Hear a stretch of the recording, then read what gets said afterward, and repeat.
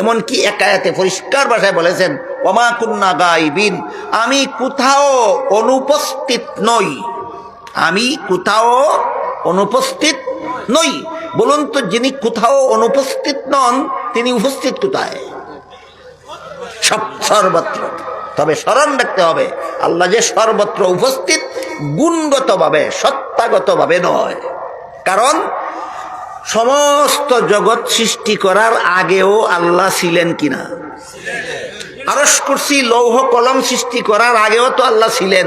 তখন আল্লাহ তাহার জন্য যেমন কোনো জায়গার দরকার হইছে না, আরশ কুরসি লৌহ কলম সৃষ্টি করার পরেও আল্লাহ তাহার জন্য কোনো জায়গার দরকার হয় না। সত্তাগতভাবে আল্লাহ কোনো স্থানে থাকেন না, গুণগতভাবে আল্লাহ সর্বত্র বিরাজমান। আল্লাহ আজিজ নাজির সত্তাগতভাবে না গুণগতভাবে?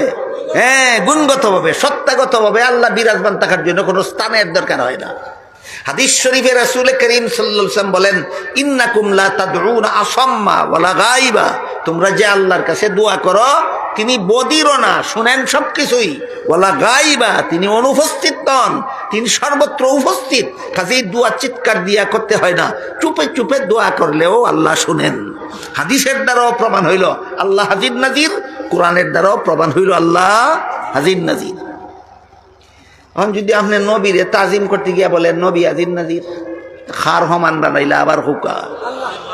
নবীরে আল্লাহর হমান বানানির কথা তো নবীর শান না, যে আল্লাহর সাথে শরীকদার বানানি।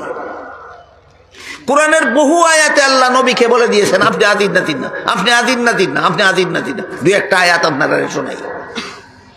এক আয়াতে আল্লাহ বলেন, ওয়ামা কুনতা লাদাইহিম ইয আজমাউ আমরাহুম ওয়া হুম ইয়ামকুরুন। ইউসুফ আলাইহিস সালামকে কুয়ায় নিক্ষেপ করার জন্য তার বড় 10 ভাইয়েরা যে সলা পরামর্শ করতেছিল, হে রাসূল করিম সাল্লাল্লাহু আলাইহি ওয়াসাল্লাম, আপনি যদি হাজির নাজির হইতেন, ঘটনাক্ষেত্রে নিজেই থাকতেন, নিজেই জানতেন। যেহেতু আপনি হাজির নাজির না, এই জন্য কোরআন নাজিল করে আপনাকে ঘটনা জানাইয়া দিলাম। অন্য আয়াতে বলেন, ওমা কুনতা লাদাইহিম ইয ইউলকুনা আকলামাহুম আইয়ুহুম ইয়াকফুলু মারইয়াম ওমা কুনতা লাদাইহিম ইয ইয়াখতাসিমুন।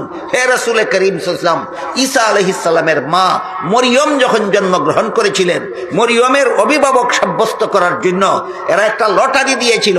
লটারির ঘটনা বর্ণনা করে আল্লাহ বলেন, হে মুহাম্মদুর রাসূলুল্লাহ, যদি আপনি হাজির নাজির হতেন, ঘটনাক্ষেত্রে নিজেই থাকতেন, নিজেই জানতেন, আপনি হাজির নাজির না, এই জন্য আপনাকে কোরআন নাজিল করে আমি ঘটনা জানাইয়া দিলাম। বলেন, হাজির নাজির শব্দটা আল্লাহ কোরআনে নবীর বেলায় ব্যবহার করেছেন না নিজের বেলায়? আল্লাহ নিজেকে বলেছেন আমি আজির নাজির, নবীকে বলেছেন আপনি আজির নাজির না। এরপর তার সাফাত জোর আছে, এরপরও আর দলিল লাগে না। সাফার জোরেই নবীরে আজির নাজির সে বানাইয়ে ওই সারব। তুমি তোমার সাফার জোরে যা ইচ্ছা তাই করতে পারো, কিন্তু এইটা শিরিকি আকিদা ছাড়া সুন্নি আকিদা হবে না।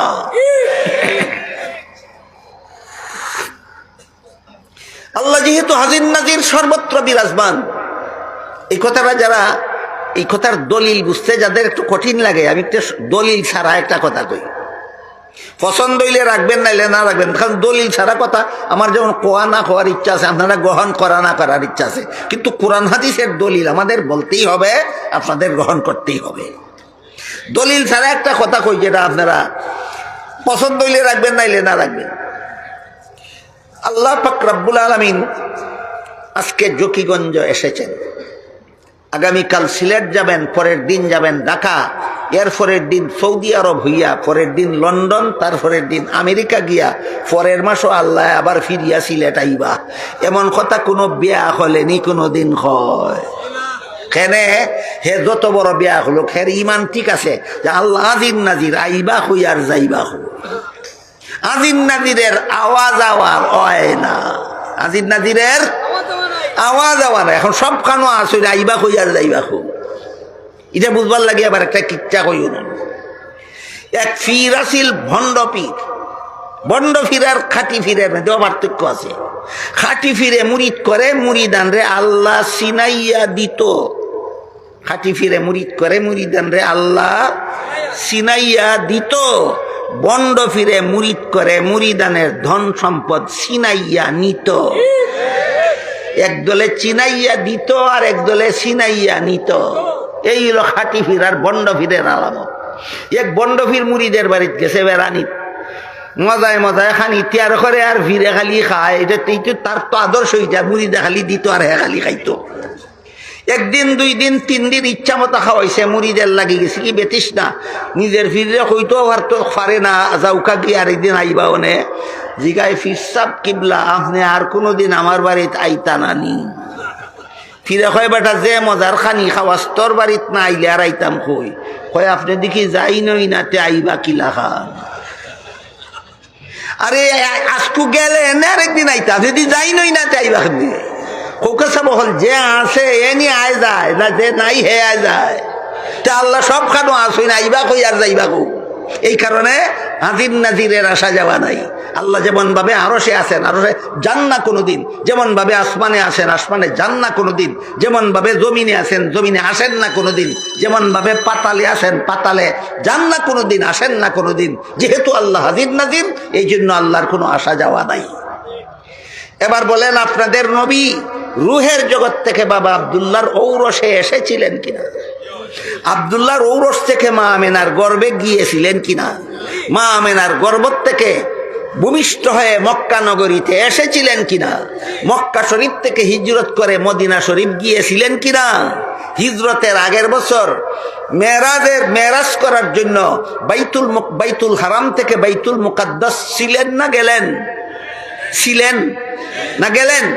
বাইতুল মুকাদ্দাস থেকে প্রথম আসমানে ছিলেন না গেলেন? সেখান থেকে দ্বিতীয় আসমানে ছিলেন না গেলেন? না ব্যাককলের ব্যাককল ছিলেনও বুঝে না, গেলেনও বুঝে না। তৃতীয় আসমানে ছিলেন না গেলেন? চতুর্থ আসমানে ছিলেন না গেলেন? পঞ্চম আসমানে ছিলেন না গেলেন? ষষ্ঠ আসমানে ছিলেন না গেলেন?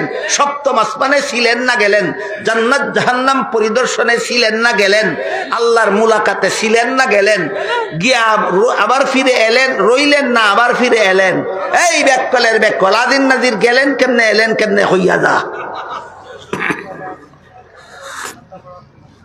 তারপরে নবী দুনিয়ার থেকে বিদায় হয়ে একদিন রওজা শরীফের ভিতরে ছিলেন না গেলেন? কিয়ামতের দিন রওজা শরীফের ভিতরে থাকবেন না বের হয়ে হাসরের মাঠে আসবেন?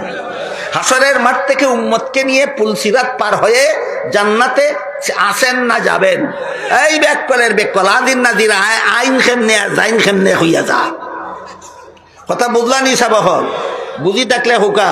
আজির নাজিরের আসা যাওয়া নাই, আর আসা যাওয়া যার আছে এই আজির নাজির নাই।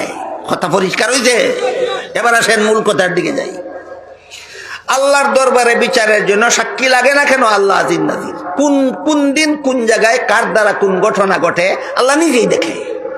এই কারণে আল্লাহর দরবারে বিচারের জন্য সাক্ষীর দরকার হয় না। কোনো মানুষ বিচারক যেহেতু হাজির নাজির না, এই কারণে মানুষ বিচারকের আদালতে বিচারের জন্য সাক্ষীর দরকার হয়।